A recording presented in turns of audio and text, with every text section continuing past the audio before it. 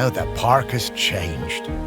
I barely recognise it anymore with all these artists buzzing about. Oh, they're not so bad. So many different and exciting smells. Yes, well, you and I have always valued different things in smells. And now we need to sniff out Val. Just like before, let's find some people with memories of her and track down those mementos.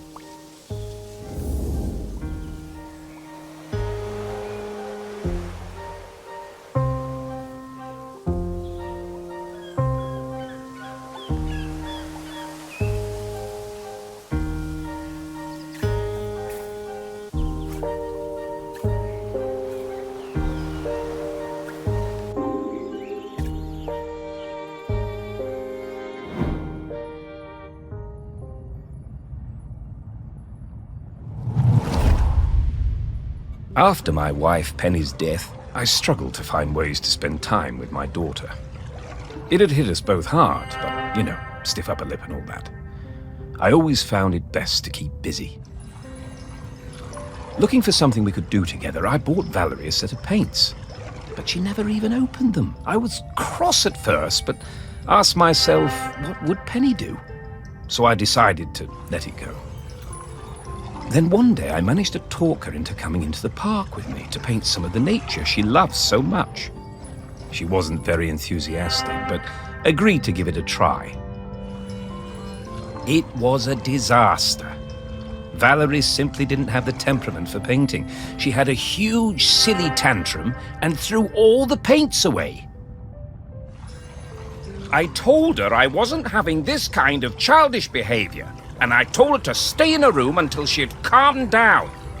I wished Penny was still with us. She would have known what to do with the child.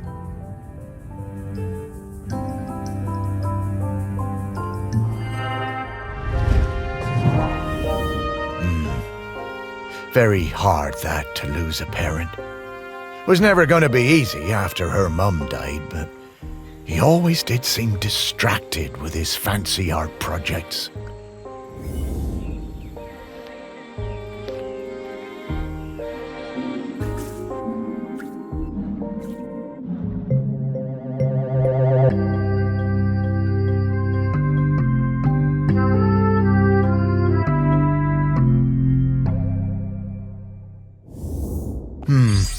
Yeah, painting really wasn't for Val, was it?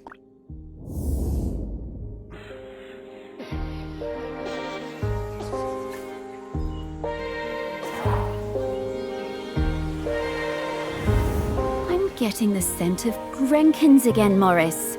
I'll pop up to let you know when we're close to one.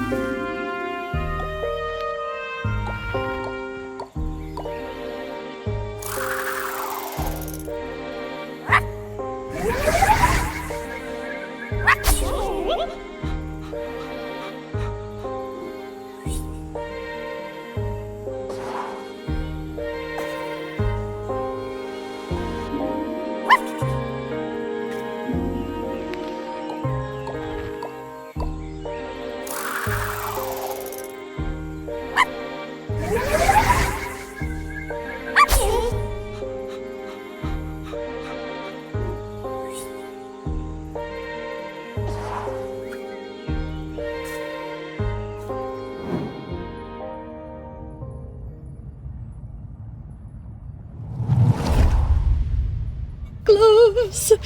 I love them. I can't get enough gloves. I stole Farmer's glove.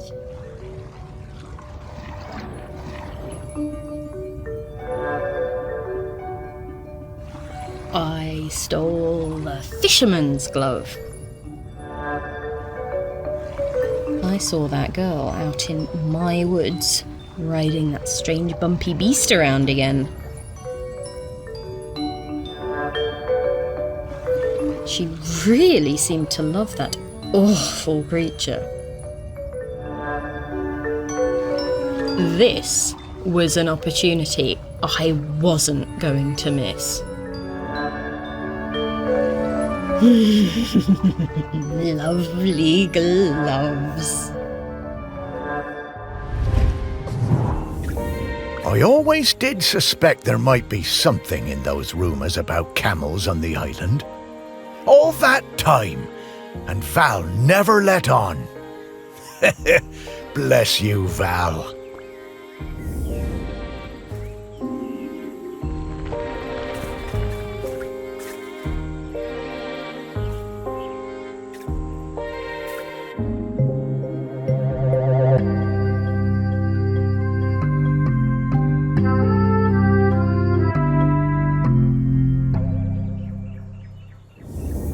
Hey, Morris. I bet you wish you were alive so you could rub me with this glove.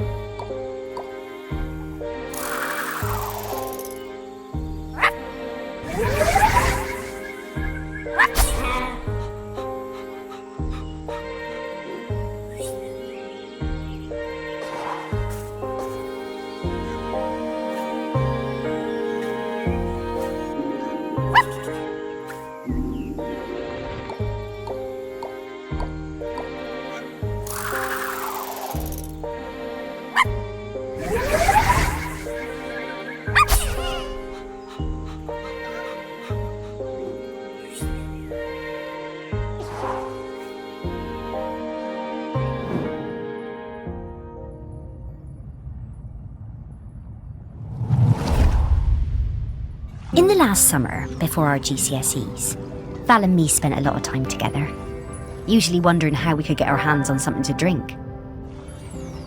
No one on this stupid little island would serve us, though. One day, we were hanging around on the allotments near the quay when we spotted something. And so, later that night, we went into the woods behind Val's house to drink it, sitting on top of that ancient stone that they say protects the island. But there was no way we were going to get through it all, so we decided to bury the rest. A few weeks later, we went to dig it up again, but couldn't remember where we dug the hole.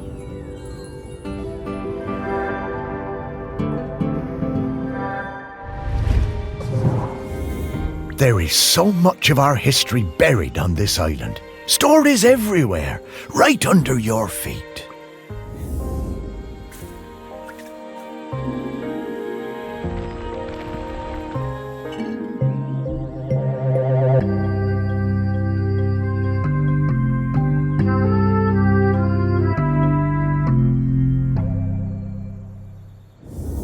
Wow, Morris, this smells incredible. I'm getting scallops, I'm getting peaty bogs, I'm getting roast lamb. Woof!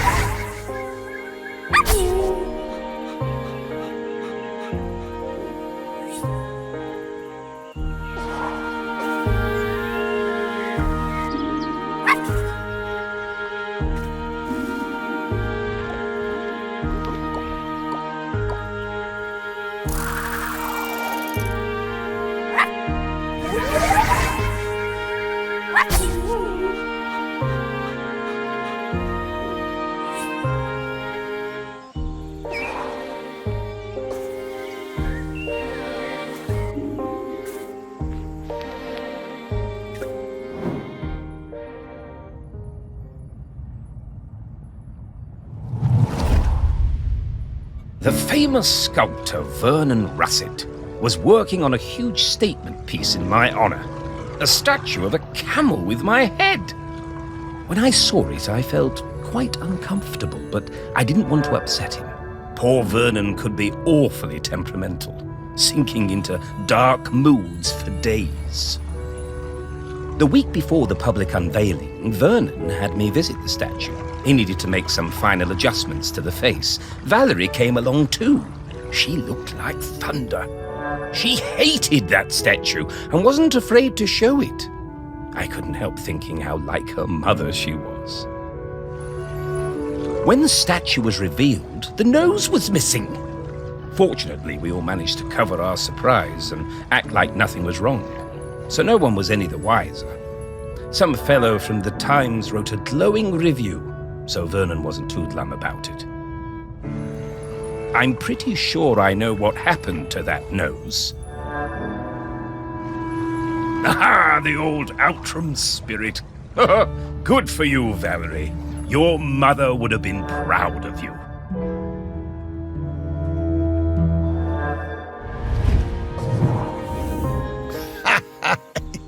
Yeah, Val told me about this. She had a whole speech prepared in case they figured out it was her who cut that nose off. But she never even needed it.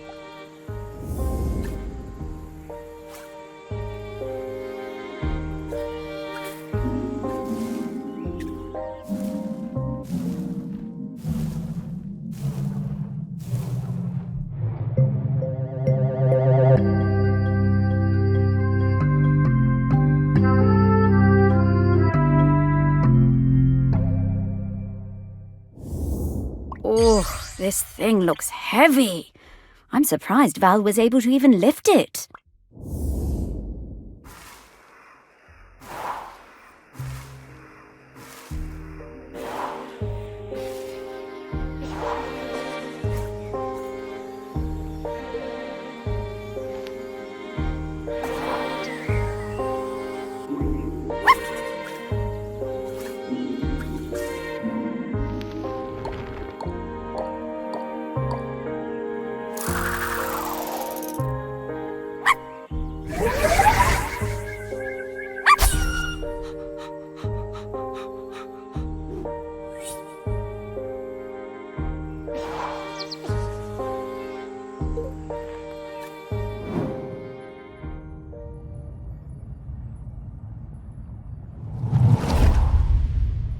I spent the summer of '83 with Henry Outram, Laird of Shelmerston, in his grand hall working on a new piece.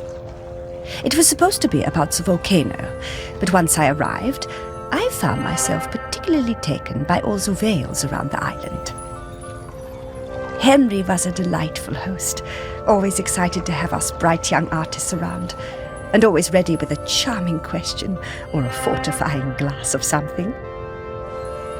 His daughter, I think her name was Mallory or Valerie or something, was usually outside roaming the grounds.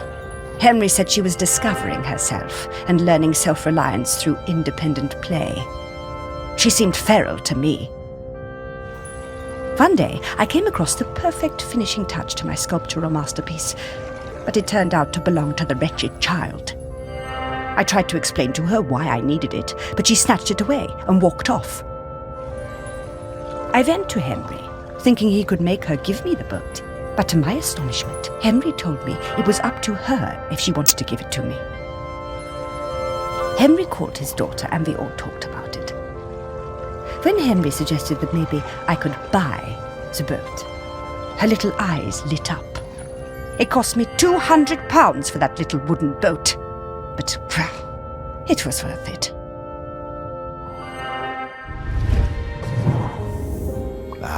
Henry was a good dad at heart, caring about Val's feelings, and treating her like a grown-up even when she was little. Partly how she became so independent, I reckon. I know it was tough on him, but they both turned out pretty well.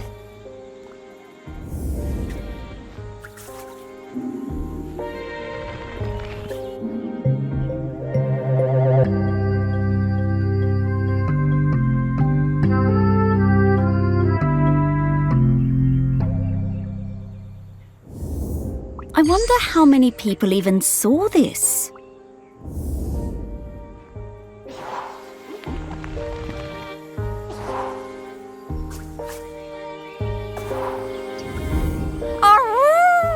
We did it! Oh, yes! I know what Val smells like now. Her signal is wafting through to me very clearly. Time to fly.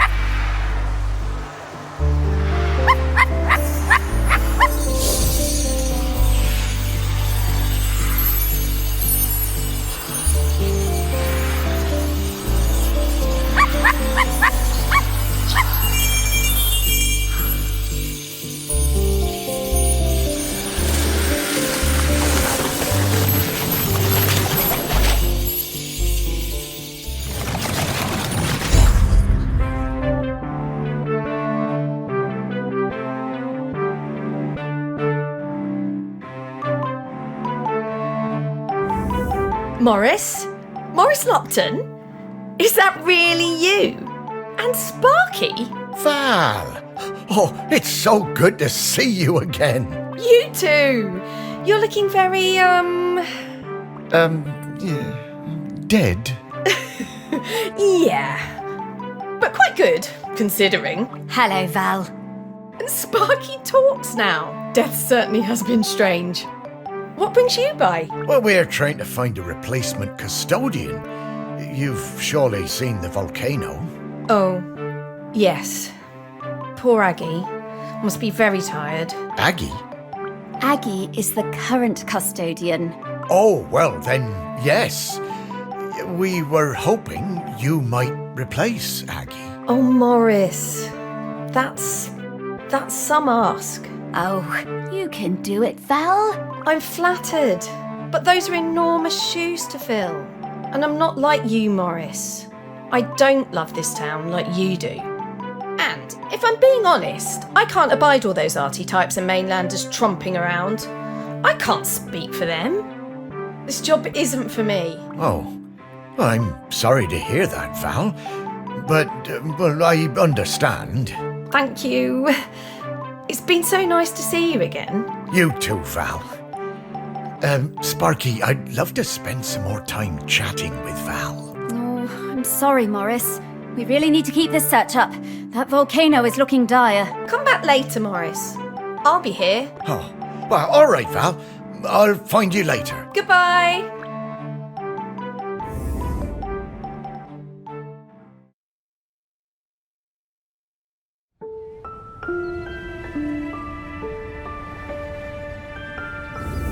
Oh, slow down, Sparky.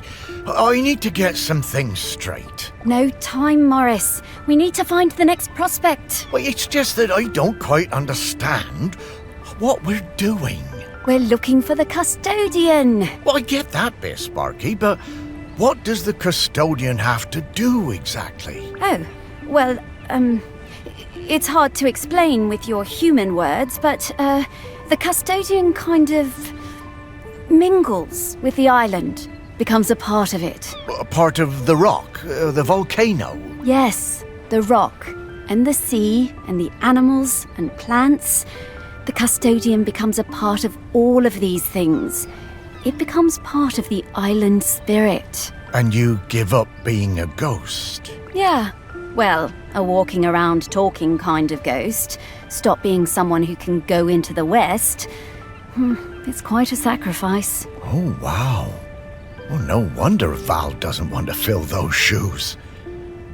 Aggie must be a legend. Oh, she really is. I always thought there were those folks destined to be mayors and, I suppose, custodians.